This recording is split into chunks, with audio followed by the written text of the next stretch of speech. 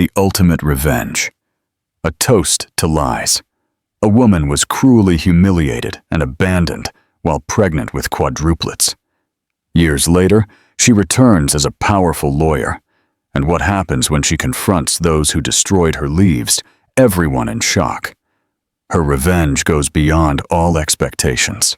Before watching, subscribe to the channel, and comment where you are from so we can deliver even more videos to you. And now, I would like to make a toast to the woman who changed my life. Arthur raised his glass, smiling at Sarah, with the charm that had captivated not only her, but the entire city. To the woman who, with her simplicity and determination, showed this son of the elite that true value goes beyond appearances and money. The guests sighed, enchanted. Mrs. Eleanor, always rigid, allowed herself a small smile of approval. Mr. Thomas, Sarah's father, disguised his tears of pride. It was at this exact moment that Arthur's cell phone, forgotten on the table next to Sarah, vibrated with a message. The screen lit up, revealing words that shouldn't exist. "After this party farce is over, meet me at our usual place. I need you tonight." The sender, identified with a heart next to the name Martha, her own sister. Time froze. The glass slipped from Sarah's fingers, spilling champagne on her turquoise dress. When her eyes met Arthur's, what he saw was not just pain, but the birth of a strength that would forever change the destiny of everyone in that room. At 27, Sarah represented everything that the small town admired, and, at the same time, secretly envied. The daughter of a fisherman and a lace maker, she had achieved what few could: a university education, a respectable job as a teacher at the only private school in the region, and, to crown her social ascent, an engagement to Arthur Williams, the heir of the city's most influential family. Have you ever felt that inexplicable restlessness? That chill down your neck that seems to warn you that something is out of place, even when everything seems perfect? Sarah felt it. She ignored it. Fate doesn't offer clear warnings, just whispers that we often mistake for anxiety. In the living room, her father, Mr. Thomas, waited in his best suit, the one saved for special occasions like weddings and graduations. Upon seeing his daughter, his eyes welled up. "You look beautiful, just like your mother on our engagement day," he said in a choked voice, extending his arm, wrinkled by the sun and sea salt. "Thank you, Dad." Sarah smiled, feeling the weight of her mother's absence at that moment. She would be happy today, wouldn't she? She would be proud, my daughter. The most educated woman in the Peterson family. Mr. Thomas laughed, disguising his emotion. "Let's go. The driver Arthur sent is already waiting." The car, a shiny black sedan, looked out of place on the cobblestone streets of the city. The curtains of the houses moved subtly as they passed. Curious eyes followed the teacher who had gotten lucky in life. Sarah noticed these movements. In small towns, walls have ears and windows have eyes. The big house of the Williams family, as everyone called the colonial mansion on top of the hill that dominated the city's landscape, was lit up like a lighthouse that night. Paper lanterns swayed gently in the sea breeze, and the sound of a string quartet floated through the air, fragrant with tropical flowers and sea air. Her heart raced when the car stopped at the entrance. This was her official entry into the Williams world, no longer as the literature teacher of Arthur's nephews, but as a future member of the family. A mix of pride and discomfort grew in her chest. Would she ever truly belong in that world? Martha, her 2-year younger sister, waited at the entrance. Her red dress contrasted with her dark skin, and her smile, normally so easy and spontaneous, seemed strangely contained that night. "Finally, I thought you had given up." Martha hugged her quickly, her strong perfume, very different from the soft fragrance she usually wore, invading Sarah's nostrils. "Is everything okay?" Sarah asked, noticing how her sister avoided her gaze. Of course. Why wouldn't it be? It's your night, sis.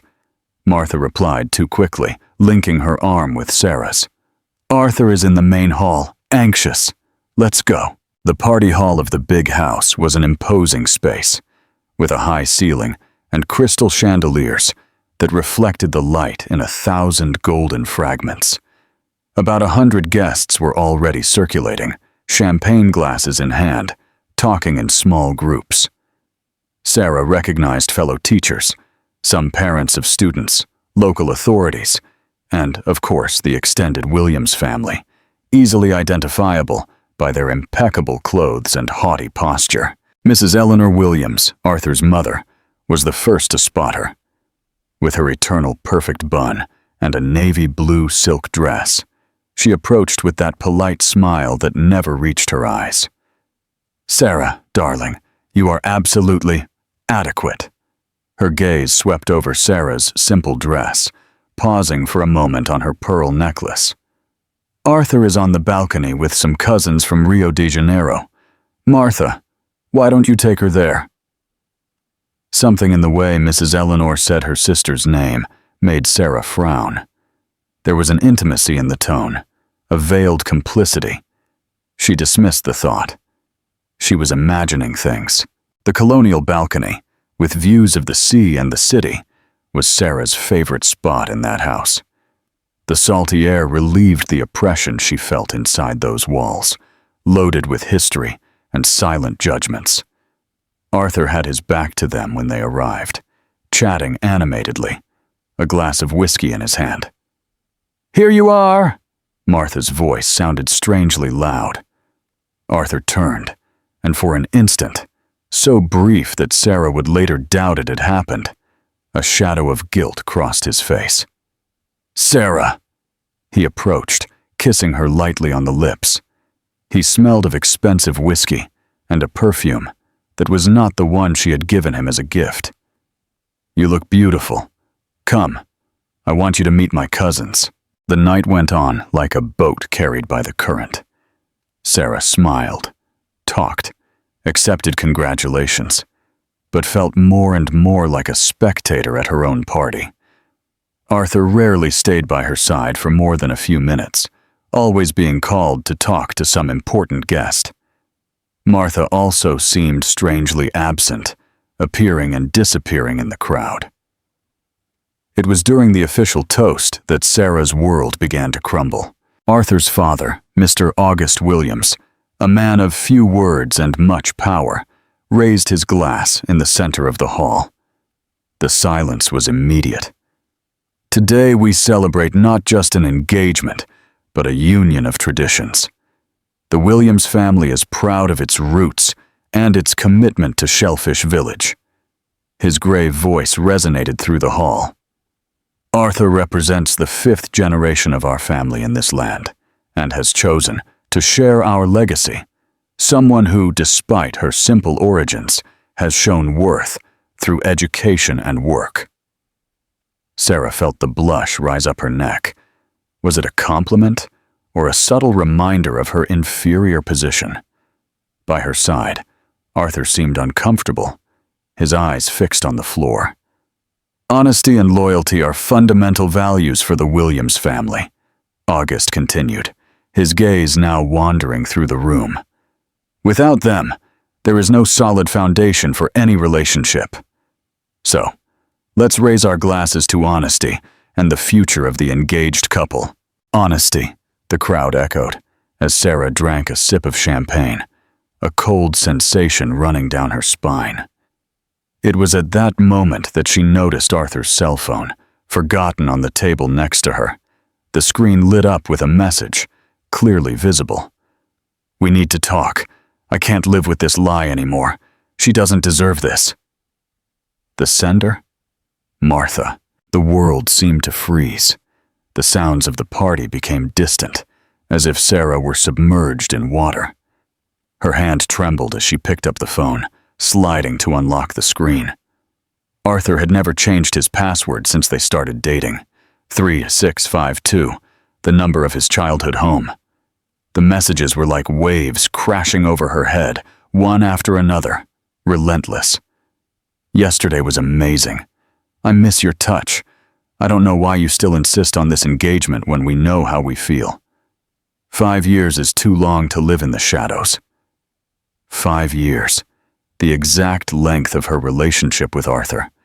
The pieces fit together with a painful clarity.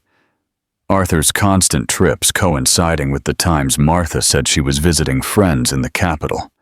Her sister's recent insistence on participating in the wedding preparations. The new perfume she now recognized on both of them. The phone slipped from her hands, falling onto the table with a thud that drew curious glances. When she looked up, she found Arthur and Martha standing a few feet away, watching her with expressions of understandable horror. "Sarah!" Arthur took a step toward her, but she recoiled. The silence expanded through the hall, guests realizing that something significant was happening. Mrs. Eleanor quickly approached, always attentive to potential scandals. "What's going on here?" she asked in a controlled voice, her eyes flashing with concern. "Ask your son," Sarah replied, surprising herself with the firmness in her voice. "Ask him about her and my sister, about the 5 years of lies." The collective gasp was audible. In a city where appearances mattered more than the truth, that moment represented the collapse of a carefully constructed facade. "Sarah, can we talk in private?" Arthur tried again, his face a mask of panic. It wasn't because of the lost relationship, she realized, but because of the public exposure. "We have nothing more to talk about," she replied, removing the engagement ring, a solitaire diamond too big for her delicate finger, and placing it on the table. "The party is over." With a dignity she didn't know she possessed, Sarah crossed the hall toward the exit, passing by her father, who looked at her with a mixture of confusion and sadness. "Let's go home, Dad," she whispered, holding his arm. As they descended the hill in the now silent car, Sarah allowed the first tears to fall, not just for the lost love, but for the broken trust from two of the most important people in her life. The pain was physical, a tightness in her chest that made it hard to breathe. "What happened in there, my daughter?" her father finally asked, his voice gentle like the calm waves of a low tide. "Life showing me who people really are, Dad," she replied, looking out the window at the city lights that now seemed cold and distant, and maybe who I need to be from now on. That night, lying in her single bed, listening to the distant sound of the sea that had always comforted her, Sarah felt something beyond the pain, a resolve rising from the ashes of humiliation. As the stars shone indifferently in the northeastern sky, she made a silent promise to herself. That night would not be the end of her story, but the true beginning. What she didn't know, as she finally fell asleep exhausted from crying, was that inside her womb, a new life, no, 4 new lives, were already beginning their journey, and that fate, always ironic, had twists and turns in store that would transform the tide of her existence in the next 15 years. The storm had only just begun. What do you think is driving Marcus? Share your thoughts in the comments below. And if this story is keeping you on the edge of your seat, be sure to like and subscribe to our channel for more. A mother's promise. The silence that followed the thud of the broken glass seemed palpable, like a dense fog that filled the hall of the Williams family's big house. Sarah remained motionless, her eyes fixed on the luminous words that pulsed on the cell phone screen, as if by looking away, she could erase that unbearable truth. "Sarah, it's not what you're thinking." Arthur recovered first, his voice betraying poorly disguised panic. He reached out to get the cell phone back, but she took a step back, holding the device like a precious piece of evidence of a crime. "No." Her voice came out low, almost a whisper. Then explain to me what your message to my sister means, with a heart next to her name, scheduling a meeting at your usual place after this. What did you call it? Yes, party farce. The guests' gazes turned instinctively to Martha, who remained paralyzed next to the dessert table, her face a mask of horror and guilt. Her red dress now seemed strangely appropriate, the color of dishonor exposed under the bright lights of the hall. Can we talk about this in private? Arthur tried to hold Sarah's arm, but she dodged as if his touch burned her skin. What for? To invent more lies? Sarah raised her voice, allowing her anger to finally overcome her initial shock. How long, Arthur? Since when did you two? It was Martha who answered, taking a step forward, tears already streaming down her made-up face. 5 years, her voice confessed in a choked voice, since before you two officially started dating. The impact of those words hit Sarah like a violent wave, stealing her breath. 5 years, the entire length of her relationship with Arthur, every moment, every promise, every plan for the future, all built on an elaborate farce. Mrs. Eleanor advanced, her face a mask of practical efficiency in the face of the crisis. Guests, I apologize for the inconvenience, but we need to end the celebration early. An unexpected family situation. Her voice showed no emotion, only the determination to contain the scandal as quickly as possible. Family, Sarah repeated, a dry, humorless laugh escaping her lips. Is that what you call this? Family? She turned to face the guests, many of them now looking away, embarrassed to witness that intimate moment of disintegration. Did you all know? Was it an open secret that I was the only idiot who didn't notice what was happening under my nose? Sarah, please. It was her father now, Mr. Thomas, approaching with a face marked by worry and confusion. Let's go home, my daughter. The kindness in his voice was what almost broke her resolve, but Sarah took a deep breath, straightened her shoulders, and with a dignity she didn't know she possessed, she walked over to Arthur. The wedding is off, she said, removing the engagement ring and placing it along with the cell phone in his hands. You no longer have to pretend you love me. She crossed the hall toward the exit, passing Martha without giving her a glance. At the door, she turned one last time, meeting Arthur's eyes in the shocked crowd. I hope you two are very happy, she said, with a calm that masked the storm inside her. You deserve each other. The 7 days that followed seemed to belong to another life, to another person. Sarah moved like a ghost through the small seaside house where she had grown up, ignoring the incessant calls from Arthur and the desperate visits from Martha. Her father, in silent solidarity, warded off the curious and well-intentioned who appeared with poorly disguised expressions of pity. He still wants to get married, Mr. Thomas finally said, on what would have been the wedding day. Arthur was here last night while you were sleeping. He said it was a mistake, that he was seduced, that he only loves you. Sarah looked out the window, watching the waves break on the beach. How easy it would be to believe, to forgive, to move on, pretending the wound didn't exist. How many women before her had done exactly that, in the name of appearances, stability, and fear of loneliness. I'm going to get ready, she replied simply. After all, there's a church full of people waiting for me. The relief on her father's face was visible, but Sarah didn't have the heart to correct him. Some decisions needed to be made in silence, nurtured by pain, until they became unshakable. The wedding dress, a simple but elegant model in French lace, weighed like lead when she put it on. Her mother's pearl necklace, the only ornament that really mattered, felt cold against her skin. In the mirror, the image she saw was of a stranger. Dull eyes, a rehearsed smile, a doll about to play the most important role of her life. The small colonial church of Our Lady of the Sailors, decorated with white lilies and blue ribbons, was indeed packed. Even after the engagement party scandal, no one in Shellfish Village would miss the social event of the year.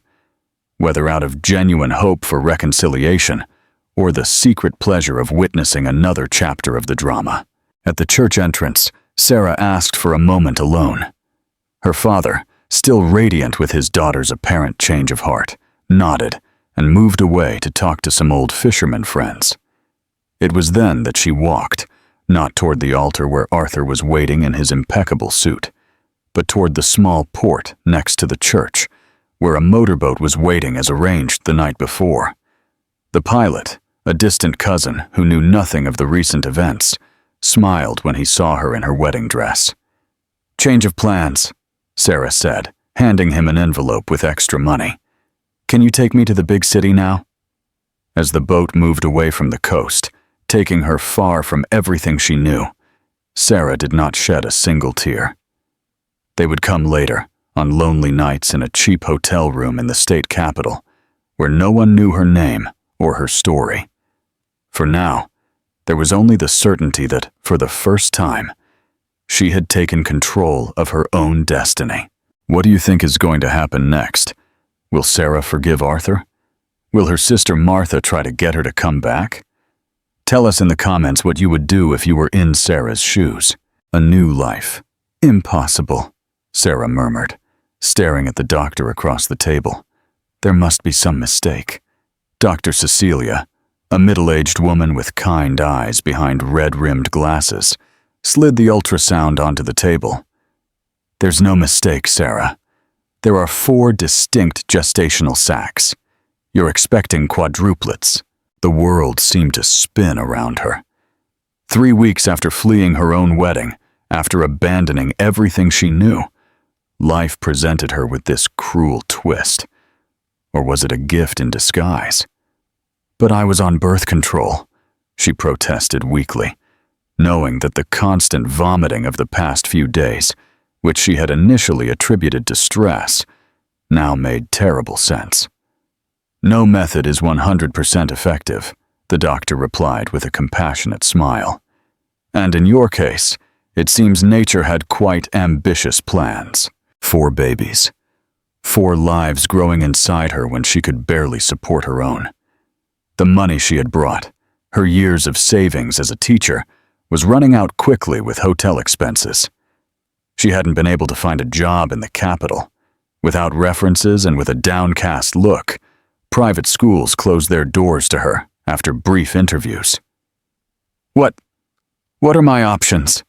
Her voice was almost inaudible. The compassion in Dr. Cecilia's eyes deepened. "You have all the options the law allows, Sarah.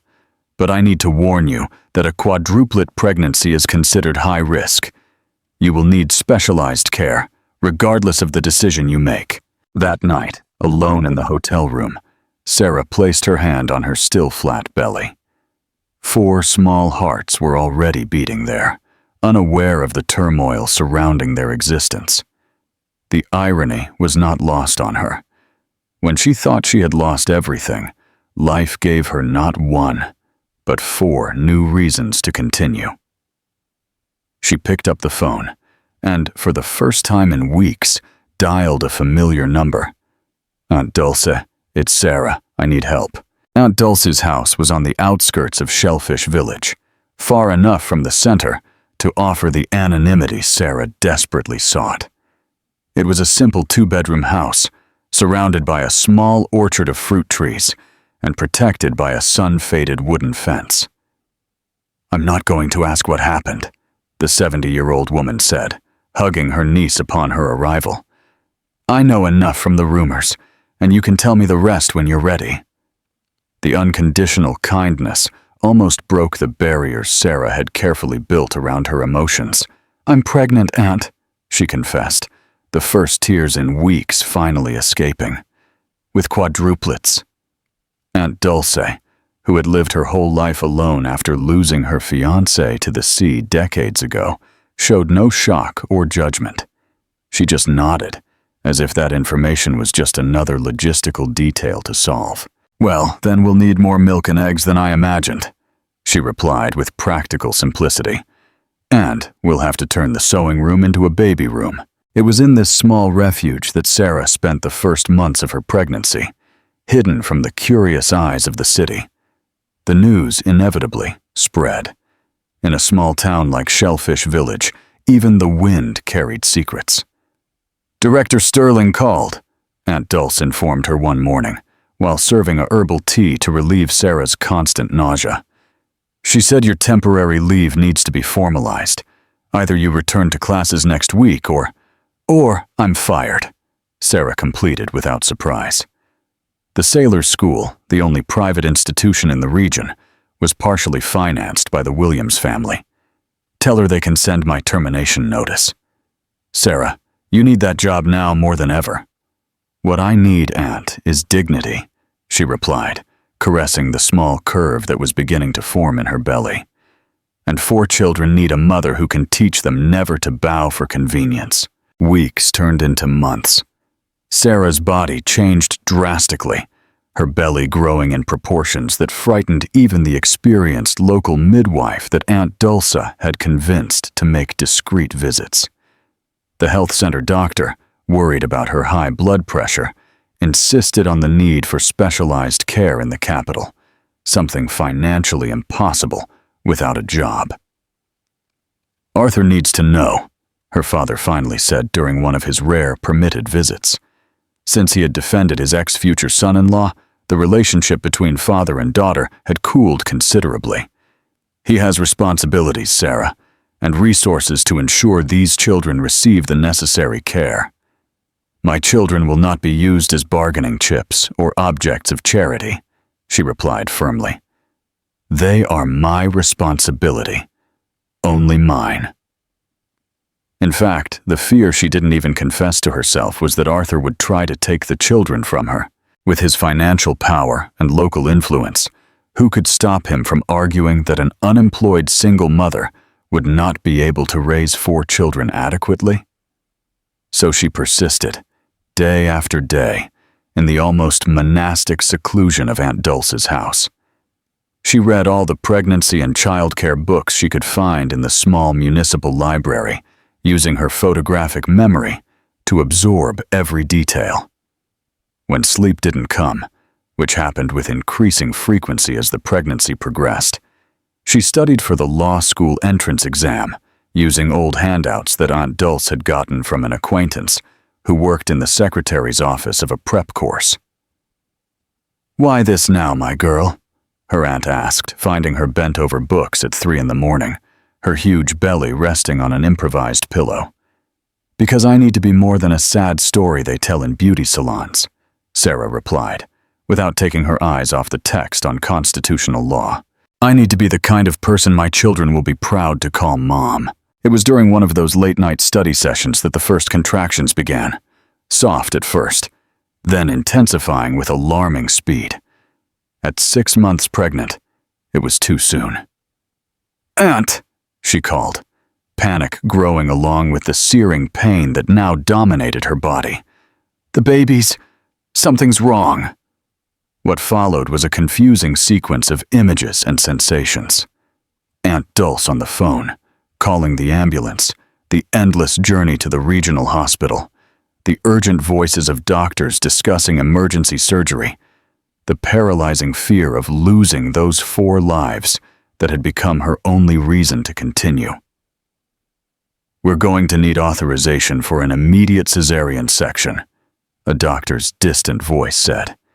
"The patient has severe preeclampsia, and the heartbeats of 2 of the fetuses are irregular."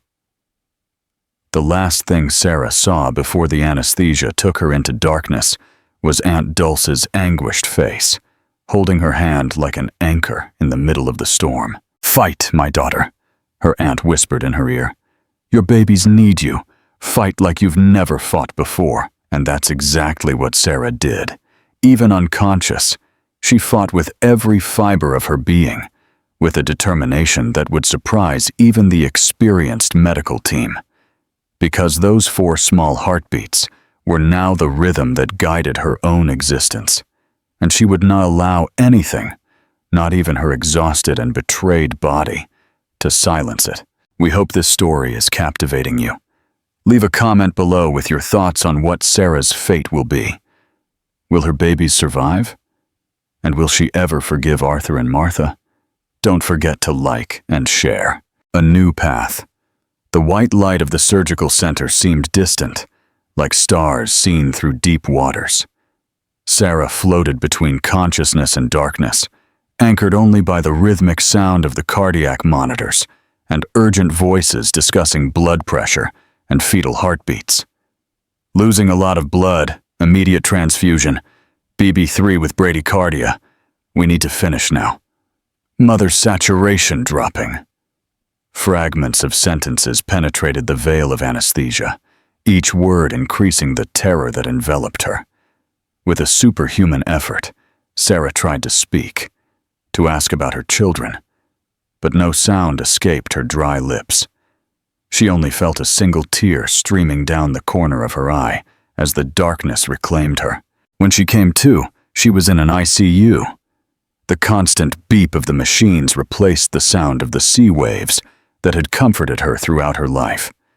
She tried to move, but her body seemed made of lead, every inch protesting with sharp pain. "Welcome back!" The gentle voice of a nurse materialized next to her. "You gave us a big scare, warrior." "My babies?" Sarah's voice came out unrecognizable, hoarse and fragile. The nurse smiled, adjusting the IV drip next to the bed. "All alive. 2 boys and 2 girls, just as the ultrasound predicted. They're in the neonatal ICU, fighting bravely like their mother. I want to see them. Soon," the nurse promised, checking her vital signs.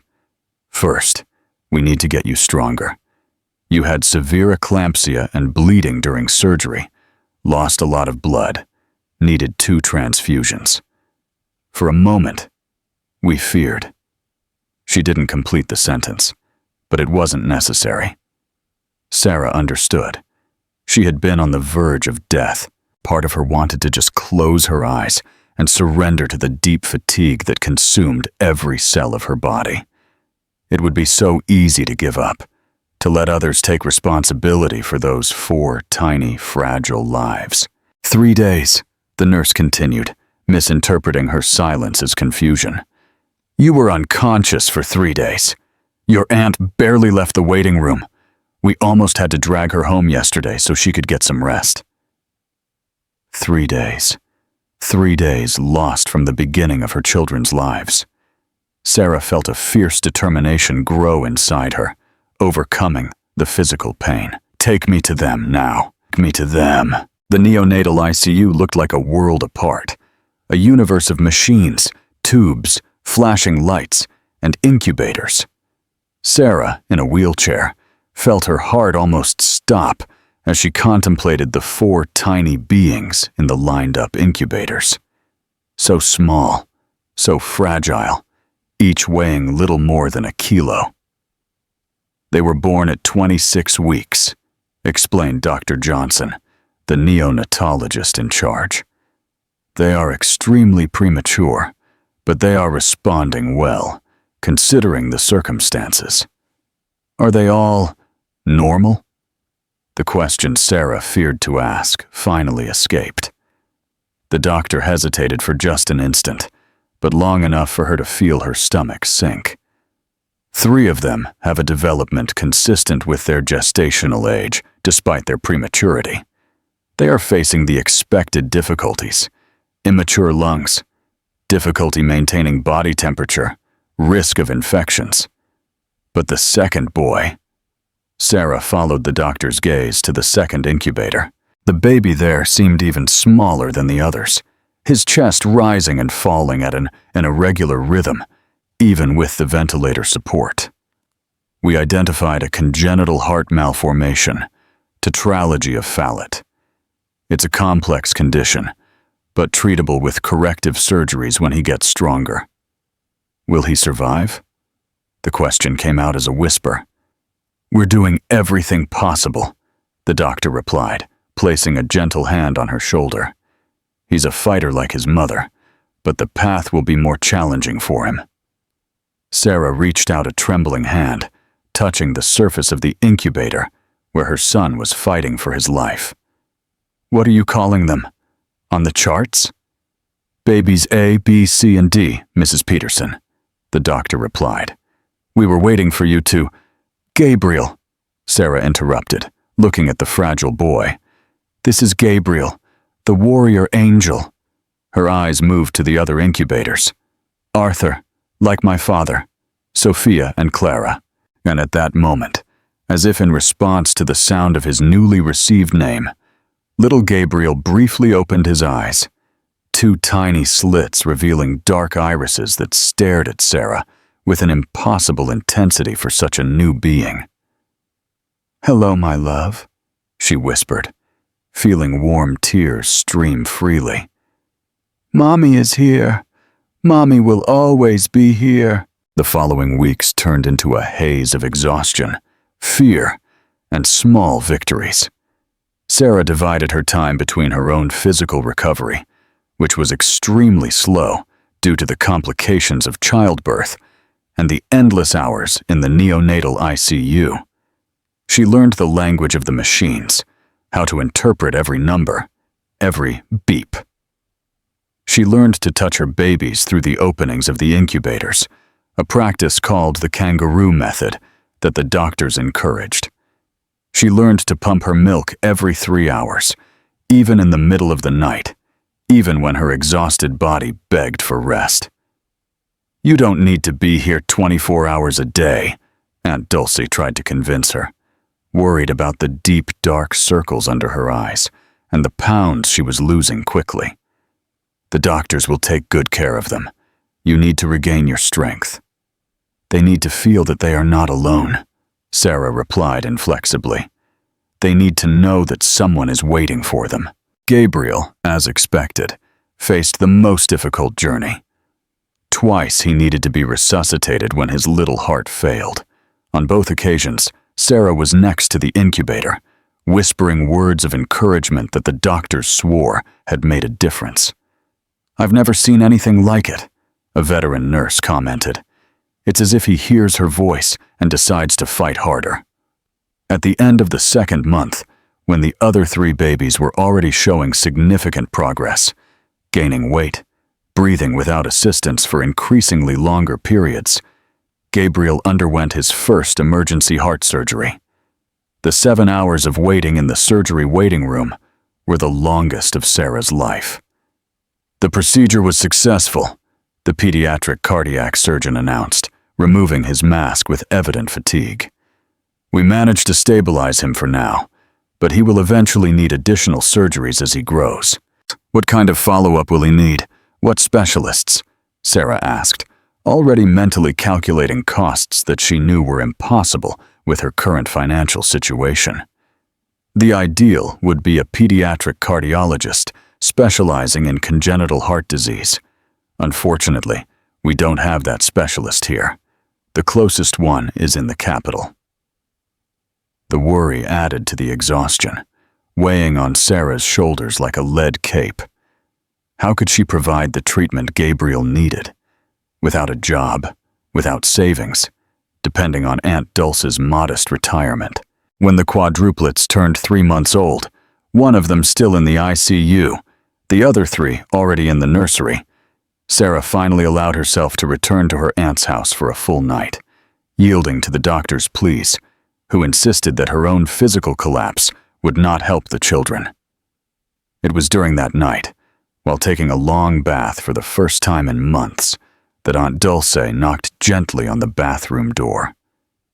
"Sarah, there's something I need to show you, something I've kept for a long time, maybe too long." Wrapped in a worn bathrobe, Sarah followed her aunt to the back room, which served as a pantry and archive of old memories. From a shoebox hidden under loose floorboards, Aunt Dulce took out a bundle of yellowed letters. "What is this, Aunt?" "Letters that I intercepted over the years," the old woman replied, her normally gentle face hardened by an unusual determination. "Letters that August Williams instructed the postman to lose for a monthly fee." Old Josue, before he retired, gave them to me instead of destroying them. With trembling hands, Sarah opened the first envelope. It was a letter from her to Arthur, written during a school trip 3 years ago, when she had been away for 2 weeks. A letter he had sworn he never received. Then, a letter from Arthur to her, dated 5 years ago, shortly after they met. A passionate declaration that had never reached her hands. "Why?" she whispered, feeling dizzy with the revelation. "Why would someone do that?" "To separate you," Aunt Dulce replied simply. August Williams never accepted his son marrying someone from humble origins like ours. He preferred to see him with anyone else, even with your own sister, as long as it was a temporary relationship, with no consequences for the family fortune. Sarah continued reading, letter after letter, each undelivered word revealing a different story from the one she had lived. In the lines, one could see the meticulous manipulation, the strategic isolation, the seeds of doubt planted deliberately. "This doesn't change what he did with Martha," she said finally, folding the last letter. "It doesn't erase the lie." "No," Aunt Dulcie agreed, "but it shows that there were powerful forces working against you from the beginning, forces that may have contributed to the wrong choices you both made." Before Sarah could reply, a knock on the door interrupted the conversation. It was almost midnight. Visitors at that hour could only mean news from the hospital. Her heart raced with renewed fear. But it was not a hospital messenger waiting outside. It was an unknown woman, about 60 years old, dressed in simple elegance that betrayed significant financial resources despite the discretion. "Sarah Peterson," she asked, extending her hand. "My name is Dr. Beatrice Evans. I'm a retired lawyer, and I witnessed your intervention in the Central Square during the St. John's Festival 2 weeks ago." Sarah frowned, confused. During one of her rare outings from the hospital, she had witnessed a street vendor being unfairly accused of theft by a local merchant. She had instinctively intervened, citing free trade laws and contesting the illegal detention that the security guards were trying to carry out. "I was impressed with your eloquence and intuitive legal knowledge," the lawyer continued. "I asked about you and learned of your story. I'd like to offer you an opportunity." Aunt Dulce invited the unexpected visitor in, serving strong black coffee, while Dr. Beatrice explained her proposal. A full scholarship to study law at the Federal University of the capital, with housing assistance and a monthly allowance, financed by a foundation she presided over. "Why?" Sarah asked, her natural suspicion sharpened by months of solitary struggle. "Why would you help a stranger like this?" The lawyer's gaze softened. "Because 30 years ago, I was you, a young woman with potential, facing impossible circumstances, with no visible path ahead. Someone reached out to me at that moment, and now it's my turn to do the same." Sarah felt the weight of the decision that was before her. Abandoning the relative security of her aunt's house, moving to the capital with 4 premature babies, one of them needing specialized medical care. "I need to think, she said finally. "My children." "The university has a daycare for students' children," Beatrice replied. "And most importantly, the university hospital has one of the best pediatric cardiology centers in the country. Your son, Gabriel, would have access to the treatment he needs."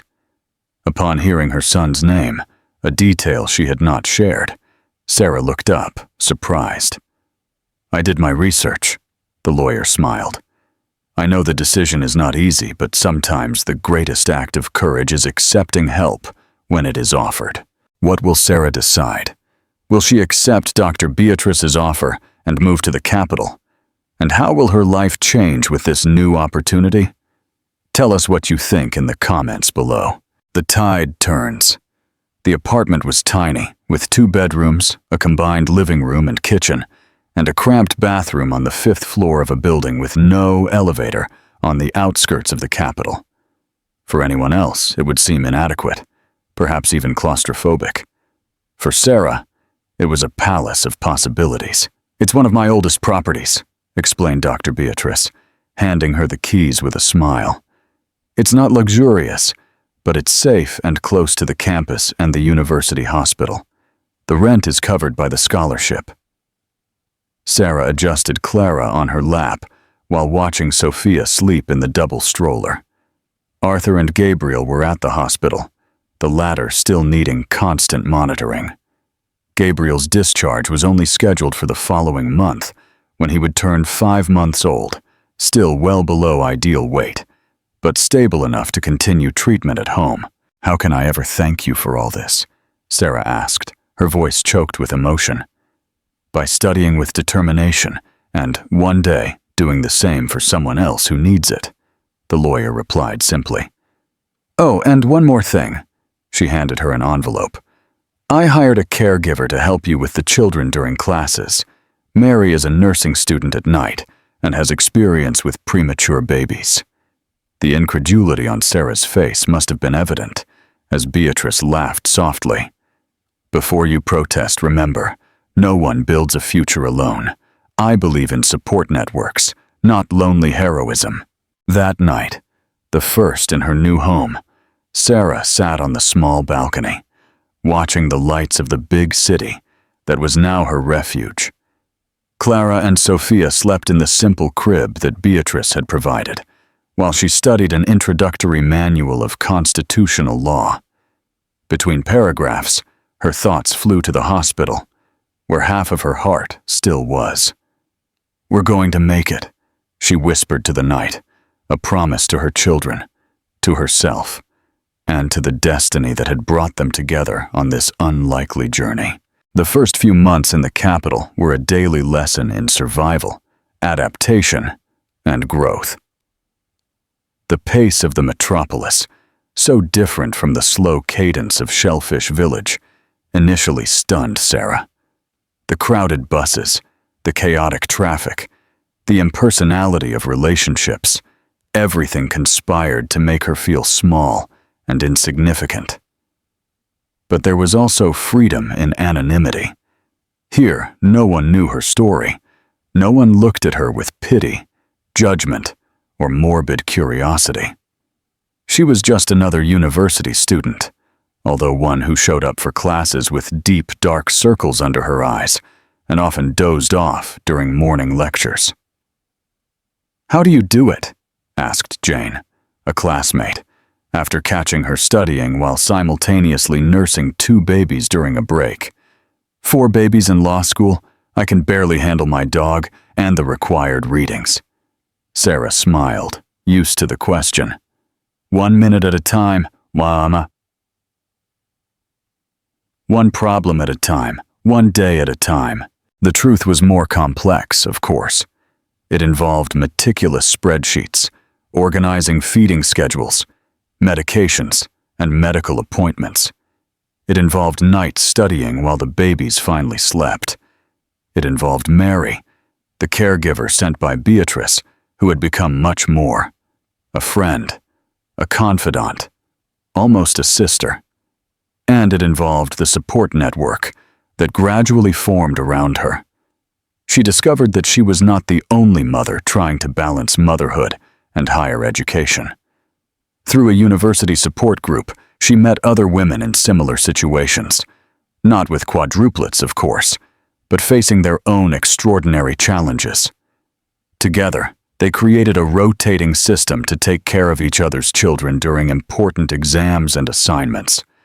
They shared not only practical responsibilities, but also the emotional highs and lows of the journey, the small victories, the inevitable defeats, the constant guilt of never being fully present either as a mother or as a student. "We are rewriting the rules," declared Jessica, a single mother of twins, and an engineering student, during one of the group's weekly meetings, which they now called Mothers Without a Manual. "Our mothers taught us to be strong. We are teaching our children that being strong also means knowing how to ask for help. Gabriel, whose fragile heart continued to demand constant medical attention, paradoxically became the driving force that pushed Sarah through the most difficult days. His bi-weekly appointments at the university hospital meant precious hours lost from studying, but also served as a constant reminder of why every sacrifice was worth it. "Your son has extraordinary willpower," Dr. Johnson, the pediatric cardiologist, commented during a consultation when Gabriel turned one. "The way he fights is as if he understands that every heartbeat is a victory." Sarah watched her son, now able to sit up on his own and play with colorful blocks, despite his slightly delayed development compared to his siblings. "He teaches me every day what it means not to give up." In her second year of college, when the quadruplets turned 2, the first major test of the new life Sarah had built arrived.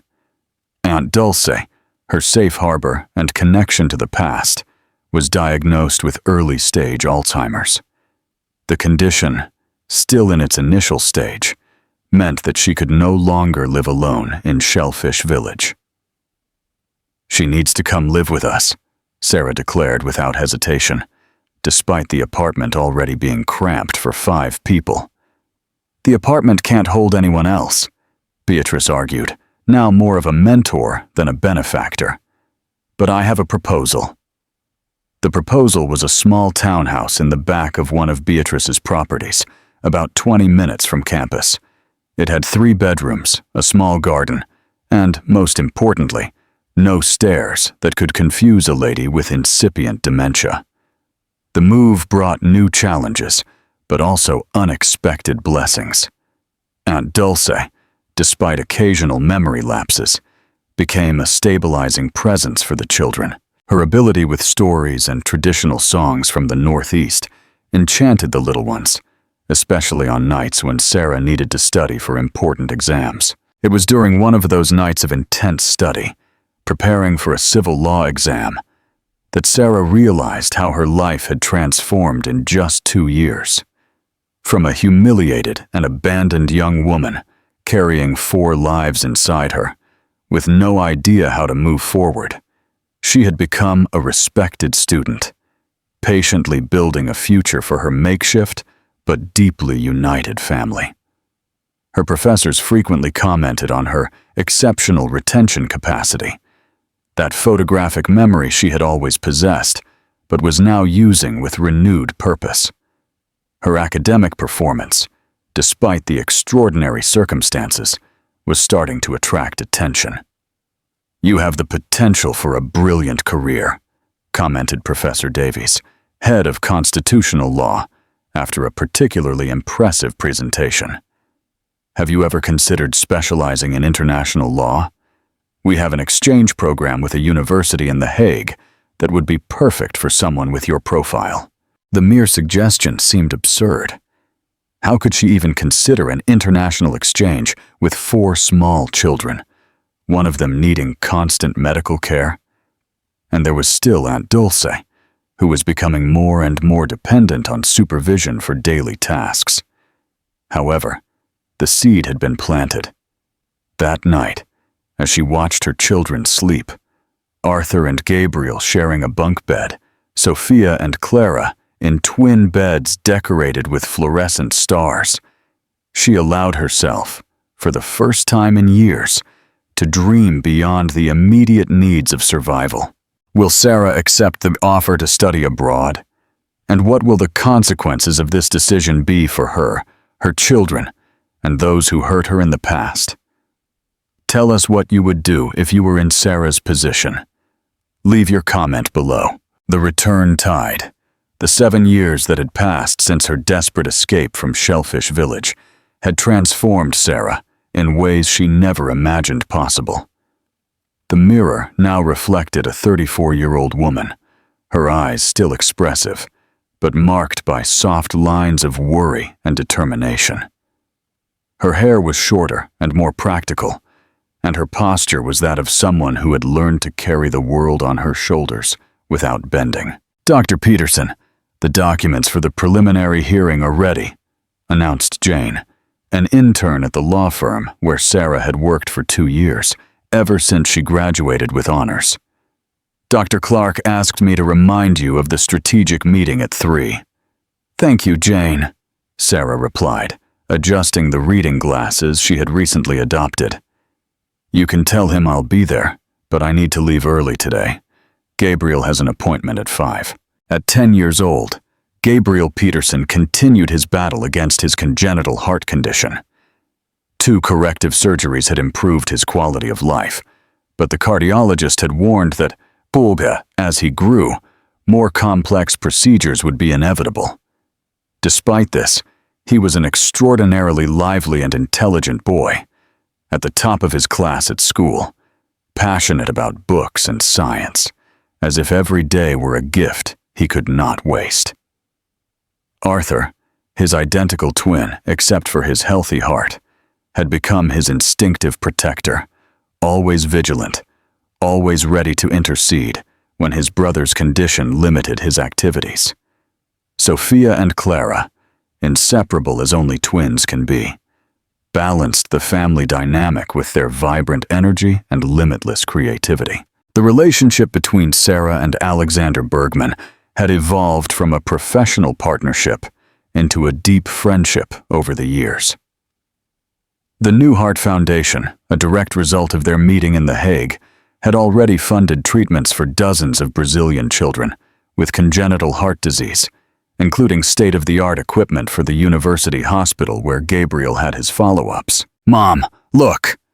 Gabriel pointed to the laptop screen, interrupting Sarah's thoughts. The Quadruplets had invaded her home office, as they did every morning before leaving for school. "Shellfish Village is in the news." Sarah's heart raced as she read the headline. "Mega real estate project threatens to displace residents in historic coastal city in the Northeast."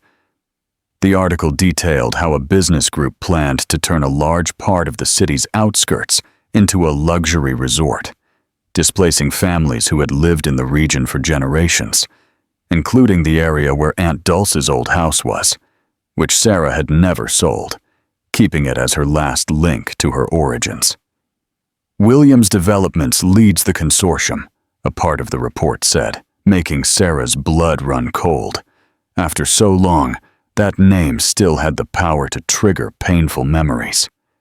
"Is everything okay, Mom?" asked Sophia, always the most sensitive to her mother's mood swings. "Of course, my love." Sarah forced a smile, closing the laptop screen. "Just remembering old things. Now, everyone to school. Aunt Mary is already waiting in the car." After the children's noisy departure, Sarah reopened the news, studying every detail with the trained eye of a lawyer.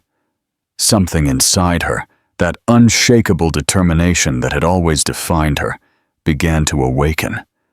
It wasn't just about her old house or memories of the past. It was about justice. 3 phone calls later, her decision was made.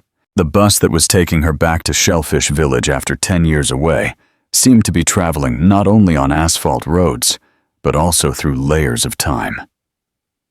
Through the window, Sarah watched the landscape gradually change, the concrete of the metropolis giving way to green fields, then to dunes, and finally to the sea. That same sea that had cradled her dreams and nightmares since childhood. "Are you sure about this?" Alexander's voice sounded on the phone when she called from the bus terminal of the neighboring city. "I can take the next flight and meet you there tomorrow." "I need to do this alone, Alex," she replied, feeling the weight and lightness of that truth. "Are the children doing well with Mary and Aunt Dulce?" "Perfectly well. Gabriel asked if you've already found the villains who want to destroy houses." Alexander laughed softly. "It seems his sense of justice is hereditary." Sarah smiled, feeling that familiar wave of gratitude for Alexander's presence in her life, not as the romance that many expected to blossom, but as a friendship that transcended conventional expectations. Their shared history of similar family losses, His deceased wife had a heart problem similar to Gabriel's, had created a bond between them that dispensed with traditional definitions. Shellfish Village had changed, and, at the same time, remained exactly the same. New commercial establishments dotted the main street, but the pace remained slow, the colors vibrant, the smell of sea air omnipresent. Unknown faces mixed with familiar ones, some aged, others just slightly marked by time. The Blue Sea Hotel, the only establishment of its kind in the city, received her without recognition. The receptionist was too young to remember the scandalous story of the abandoned teacher. Settled in a simple room with a sea view, Sarah opened her document folder, reviewing the legal strategy she had developed during the trip. The public hearing on the real estate project was scheduled for the next day at the City Hall. Preliminary research revealed countless environmental and social irregularities, inadequate impact studies, insufficient compensation, and possible violations of preservation areas.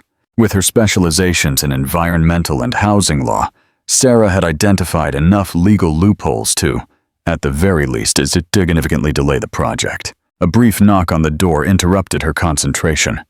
"Room service I didn't order," she thought, getting up to open it. The face on the other side of the door, however, did not belong to any hotel employee. It was Martha, her sister, 10 years older, with premature gray streaks and eyes loaded with a complex mixture of emotions. "I heard you were in town," she said simply. The silence that followed seemed dense enough to be cut with a knife. A decade of unsaid words, unanswered questions, unhealed wounds. "How are your children?" Martha finally asked, her voice trembling. "They're well," Sarah replied, surprising herself with the absence of the anger she expected to feel. "Do you want to come in?" The conversation that followed was initially uncomfortable, filled with silences and incomplete sentences. Gradually, however, the barriers began to give way. Martha talked about her failed marriage to a local merchant, the inability to have children that tormented her, and her life in a city where she continued to be the other woman in the story everyone endlessly retold. "Arthur never remarried," she finally revealed, looking at her own hands. "When you disappeared, he changed, became obsessed with finding you, then with burying himself in work. He took over the family business after his father's death, but he's no longer that charming, carefree boy. And why are you telling me this? Because he'll be at the hearing tomorrow. He's the main investor in the project." "And why?" Martha hesitated, biting her lower lip.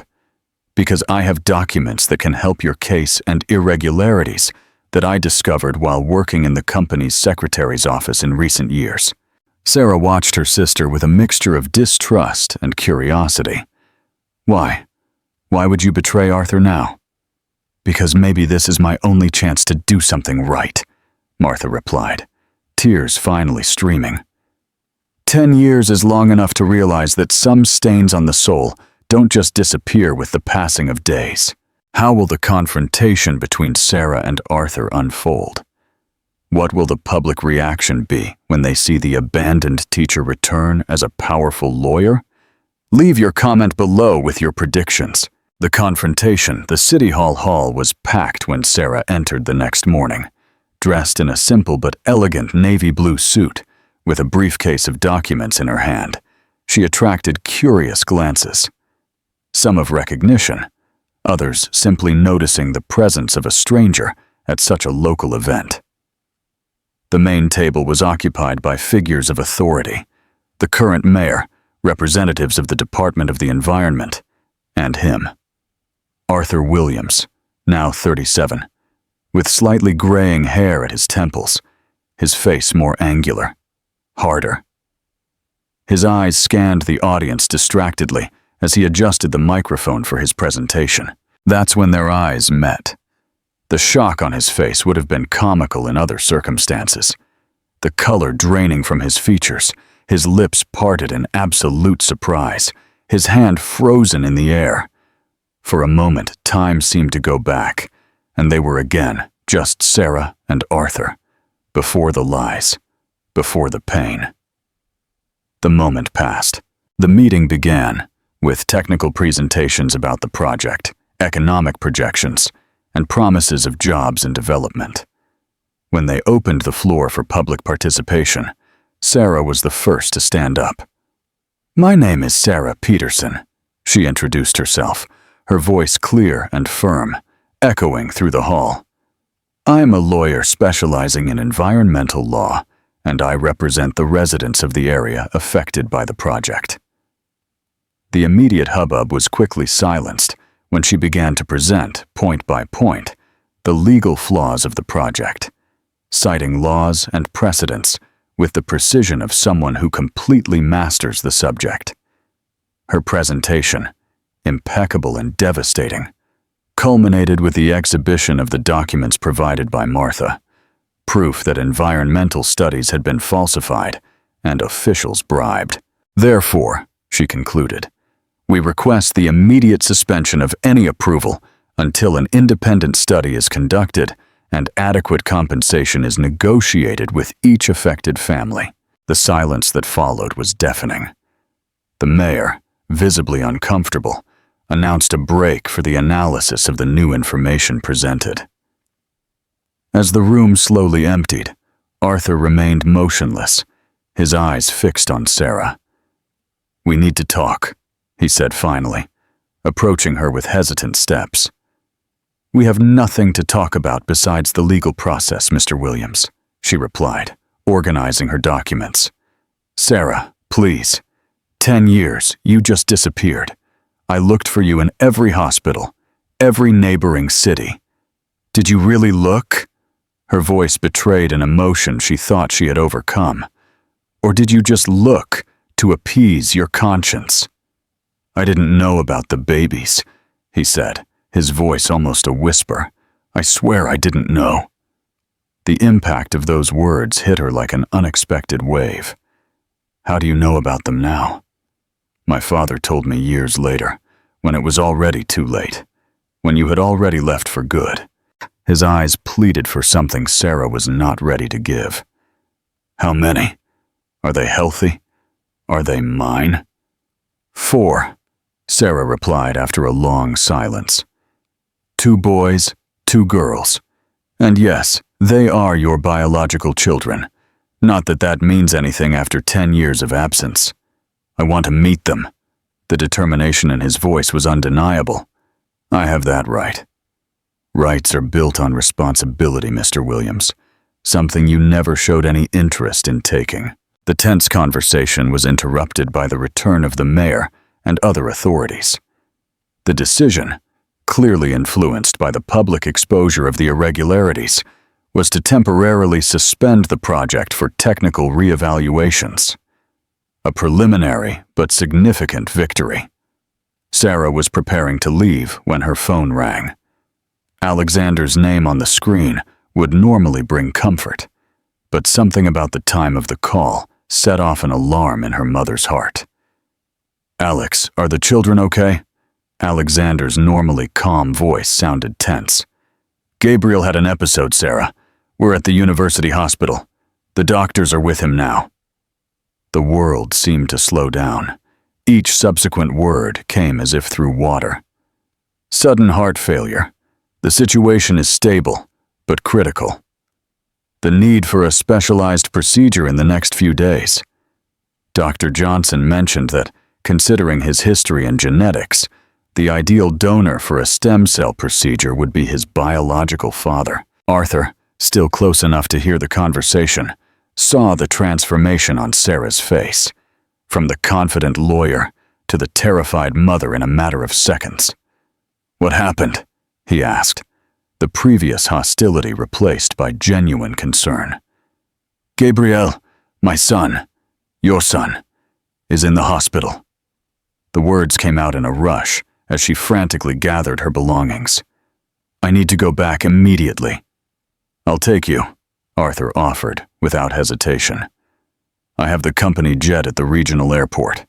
We can be in the capital in 2 hours."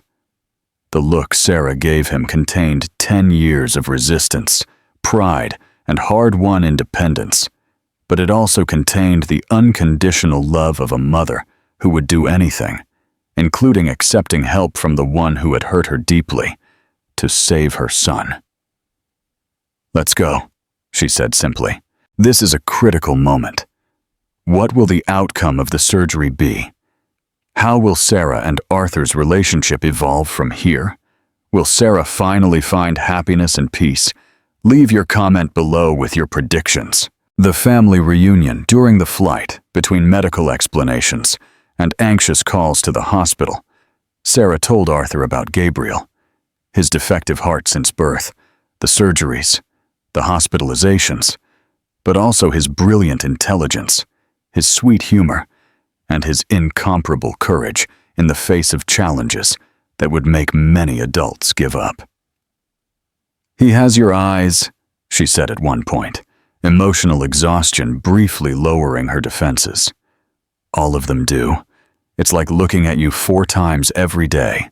When they finally arrived at the hospital, Alexander was waiting at the entrance, tall, blonde, with a look of relief at seeing Sarah that was quickly replaced by curiosity when he noticed Arthur. "He's stable," he informed her, hugging Sarah briefly. "Dr. Johnson wants to talk about treatment options." The questioning look he gave Arthur was answered with a single sentence from Sarah. "He's their father, Dr. Johnson." Johnson's explanation was simultaneously hopeful and devastating. Gabriel's condition had progressed faster than expected. A compatible stem cell procedure offered excellent chances of success, but time was of the essence. "I'll do the compatibility tests immediately," Arthur offered without hesitation. "Whatever it takes." In the following 48 hours, a strange truce was established between the past and the present. Arthur met the quadruplets. First Gabriel, in the hospital room. Then the other 3, brought by Alexander for a controlled visit. The encounter, which Sarah had feared for a decade, happened with surprising naturalness. The children, prepared with age-appropriate explanations, reacted with the curiosity and openness typical of childhood, uncontaminated by adult grudges. The test results confirmed what the doctors suspected. Arthur was the ideal donor. The procedure was scheduled for the following week, enough time for the necessary medical preparation. On the eve of the surgery, while Gabriel slept under the effect of mild sedatives, Sarah and Arthur met in the hospital cafeteria, the first truly private moment since they reconnected. "Why are you doing this?" she finally asked, studying the man she had once known intimately and who now seemed like a familiar stranger. "Because he's my son," he replied simply. "Because maybe this is my only chance to do something truly meaningful in life. And afterward, when he's recovered, what do you expect?" Arthur contemplated his untouched cup of coffee before answering. "The chance to get to know them, to be a part of their lives, to the extent that you allow and they desire. I'm not asking for forgiveness, Sarah. I know some things are irreparable. I'm just asking for the opportunity to try to be better than I was." Under the starry sky visible through the hospital windows, Sarah finally allowed herself to accept that the circle that had begun to be drawn 15 years ago was finding its closure, not with revenge or destruction, but with a form of redemption that would benefit not only Gabriel, but dozens of other children, through the foundation that, ironically, would now unite the Williams family's resources with the knowledge and dedication that Sarah and Alexander had built over the years.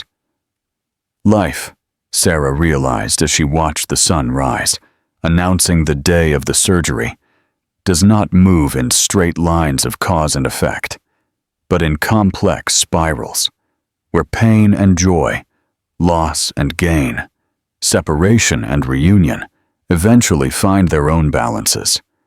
Not because fate so dictates, but because human beings, with all their imperfection, occasionally choose to rebuild instead of destroy, to forgive instead of resent, to look forward instead of remaining trapped in the past. In the waiting room, surrounded by her improbable family, her 4 miraculous children, Aunt Dulce in her moments of lucidity, Alexander with his constant support, and even Arthur redeeming himself through the greatest sacrifice he could offer, Sarah finally understood that her true strength had never been in lonely resistance, but in the ability to create genuine connections that transformed strangers into family, adversity into opportunity, and wounds into unexpected sources of healing. We hope this story touched your heart. If you want more inspiring narratives like this one, be sure to like and subscribe to our channel. And let us know in the comments what your favorite part of the story was. Thank you for watching.